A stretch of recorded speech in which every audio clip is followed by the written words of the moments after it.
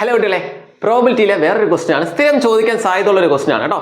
Find the probability of having 53 Tuesdays in a leap year. Leap year 53 ചൊവ്വാഴ്ചകൾ Tuesday വരെയുള്ള സാധ്യത or Wednesday or Thursday അങ്ങനെ ഏത് വേണോ 53 വരെയുള്ള സാധ്യത. ഓക്കെ, ഇങ്ങനെ ചോദിച്ചാൽ നമുക്കറിയാം ലീപ്പ് ഇയർ എന്ന് പറയുമ്പോൾ 366 ദിവസം കാണും. ഓക്കെ, നമുക്കറിയാം 366 ദിവസം എന്ന് പറയുമ്പോൾ നിങ്ങൾ ഒരു വീക്കിൽ 7 ദിവസമില്ലേ, നിങ്ങൾ 366നെ 7 കൊണ്ട് ഡിവൈഡ് ചെയ്യുമ്പോൾ 52 എന്ന് കിട്ടും. ബാക്കി 364. സോ 2 ഡേയ്സ് മിച്ചം കാണും. ഓക്കെ, എന്ന് പറഞ്ഞാൽ 366 ഡേയ്സ് എന്ന് പറഞ്ഞാൽ എങ്ങനെ വരും? 52 വീക്കും പ്ലസ് എത്രയാണ്? 2 ഡേയ്സും ആണ്. ഓക്കെ, 52 വീക്കും 2 ഡേയും കൂടെ ചേരുമ്പോഴാണ് എന്താണ് 366 ദിവസമാവുന്നത്. ഈ 52 വീക്കില് 52 ട്യൂസ്ഡേയ്സ് ഉണ്ട്. ഓക്കെ, അപ്പൊ 53 ട്യൂസ്ഡേ വരണം. അപ്പൊ 52 ട്യൂസ്ഡേ കൺഫേം ആയി. 52 ട്യൂസ്ഡേ ഉണ്ട്. 53ാമത്തെ ട്യൂസ്ഡേ വരണമെങ്കിൽ ഈ 2 ദിവസത്തിൽ ഏതെങ്കിലും ഒരു ദിവസം ട്യൂസ്ഡേ ആകുന്ന പ്രോബബിലിറ്റി കണ്ടുപിടിച്ചാൽ മതി. ഈ 2 ദിവസം ഏതൊക്കെ ആകാം നമുക്കറിയാം.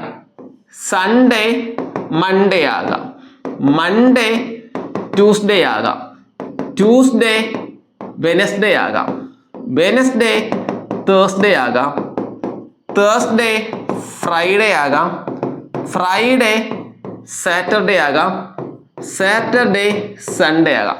ഈ 7 രീതിയിലല്ലേ തിങ്കൾ ചൊവ്വ, ചൊവ്വ ബുധൻ, ബുധൻ വ്യാഴം, വ്യാഴം വെള്ളി, വെള്ളി ശനി, ശനി ഞായർ, ഇങ്ങനെ ഒരു 7 രീതിയിലല്ലേ 2 ദിവസം വരാൻ പറ്റുള്ളൂ. അപ്പൊ 52 ആഴ്ച ഉള്ളതുകൊണ്ട് 52 വീക്ക് ഉള്ളതുകൊണ്ട് 52 ട്യൂസ്ഡേ അതിൽ കൺഫേം ആണ്. ബാക്കി 2 ദിവസമാണ് മിച്ചമുള്ളത്. കാരണം ടോട്ടൽ 366 ദിവസത്തിൽ 52 വീക്ക് എന്ന് പറയുമ്പോൾ 364 ദിവസം ആയിട്ടുണ്ട്. അപ്പൊ അതില് 52 ട്യൂസ്ഡേ കൺഫേം. ഇനി ബാക്കി 2 ദിവസമാണ് മിച്ചം. അതില് 53ാമത്തെ ട്യൂസ്ഡേ എന്ന് പറയുമ്പോൾ ഇനി എത്ര ട്യൂസ്ഡേ വരണോടാ? ഒരാള് വരണം. ആ ഒരാള് വരേണ്ട പ്രോബിലിറ്റി കണ്ടുപിടിച്ചതാ. ആ ഒരാൾ വന്നാൽ 53, 52 കൺഫേം ആ. 53ാമത്തെ എന്ന് പറയുമ്പോൾ ഇനി ഒരു ട്യൂസ്ഡേയും കൂടെ വരണം. ആ ട്യൂസ്ഡേ വരാൻ ഇത്രയും സാധ്യതയുള്ളത്. എത്രയാണ്? 7 ആൾക്കാരുണ്ട്. ഇതിൽ ട്യൂസ്ഡേ വരേണ്ട ചാൻസസ് ഏതെന്ന് നോക്കടാ. ഇതിൽ ട്യൂസ്ഡേ വരാം, ഇതിൽ ട്യൂസ്ഡേ വരാം. അപ്പൊ ട്യൂസ്ഡേ വരേണ്ട സാധ്യത എത്രയാണ്? 2/7, 2/7. കാരണം ടോട്ടൽ 7 2 ട്യൂസ്ഡേക്ക് സാധ്യത ഉണ്ട്. അപ്പൊ 2/7. This is the answer. Clear ആണ്? ഇതാണ് എക്സാം ക്വസ്റ്റ്യൻ. ക്ലിയർ? ഇത് സ്ഥിരം ചോദിച്ചുകൊണ്ടിരിക്കുന്നതാണ്. നിങ്ങൾക്കറിയാം ഈ വർഷം ഇതിൽ ഒരു ട്വിസ്റ്റ് വരാം. ട്വിസ്റ്റ് എന്ന് പറഞ്ഞാൽ ഇതാണ്, ലീപ്പ് ഇയറിന് ഫ്രണ്ടിലെ ഒരു വേർഡ് ഇങ്ങനെ ചേർക്കും. Non leap year. എന്താണ്?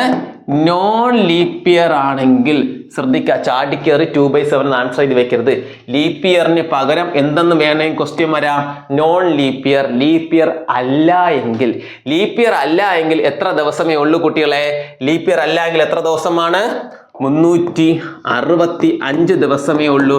അതെന്ന് പറഞ്ഞാൽ 52 വീക്ക് പ്ലസ് 1 ഡേ ആണ് വരുന്നത്. അപ്പൊ ഇവിടെ 52 ട്യൂസ്ഡേ കൺഫേം ആണ്. ബാക്കി ഒരു ദിവസം. ഈ ഒരു ദിവസം ഏതൊക്കെ ആകാടാ? Sunday, Monday, Tuesday, Wednesday, Thursday, Friday, Saturday. അതിൽ ട്യൂസ്ഡേ വരേണ്ട സാധ്യത എത്രയാ? നിങ്ങൾ ഇപ്പോഴേ പറഞ്ഞു. എത്ര? 1/7. അപ്പൊ നോൺ ലീപ്പ് ഇയർ ആണെങ്കിൽ 53 ട്യൂസ്ഡേ ആണ്. ഈ ഒരു ദിവസം ട്യൂസ്ഡേ ആകണം. 53 ട്യൂസ്ഡേ ആകാനുള്ള പ്രോബബിലിറ്റി എത്ര? 1/7. ലീപ്പ് ഇയർ ആണെങ്കിൽ ആരാണ്? 2/7. Non leap year. Leap year അല്ല എങ്കിൽ 1/7. ഈ വർഷം നോൺ ലീപ്പ് ഇയർ ആയിരിക്കും ക്വസ്റ്റ്യൻ ചോദിക്കുന്നത്. കാരണം ലീപ്പ് ഇയർ ഒരുപാട് വർഷം ചോദിച്ചിട്ടുണ്ട്. അതുകൊണ്ട് നോൺ ലീപ്പ് ഇയർ ചോദിക്കും. 1/7 തെറ്റിക്കരുത്. നോൺ ലീപ്പ് ഇയറിന് വേണ്ടിയാണ് ഞാൻ ലീപ്പ് ഇയർ എടുത്തുന്നത്. ലീപ്പ് ഇയർ നിങ്ങൾക്ക് അറിയാമെന്നറിയാം, പക്ഷെ നോൺ ലീപ്പ് ഇയർ ചോദിക്കും. മാക്സിമം നിങ്ങളെ ഫ്രണ്ട്സിന് ഷെയർ ചെയ്യുക. കാരണം കുട്ടികൾ തെറ്റിക്കൂടെ. ആക്രാന്തം കാരണം 2/7 ഒറ്റയടിക്ക് എഴുതി വെച്ചിട്ടുണ്ട്. ചിലപ്പോൾ 1 മാർക്കിന് ക്വസ്റ്റ്യൻ ആയിരിക്കാം. തെറ്റിക്കരുത്. മാക്സിമം നിങ്ങളുടെ ഫ്രണ്ട്സിന് ഷെയർ കൊടുക്കുക. ആരും തെറ്റിക്കരുത്. എല്ലാവരും കറക്റ്റായിട്ട് എഴുതണം. എല്ലാവർക്കും ഓൾ ദി ബെസ്റ്റ്. നന്നായിട്ട് എക്സാം എഴുതുക. All the best.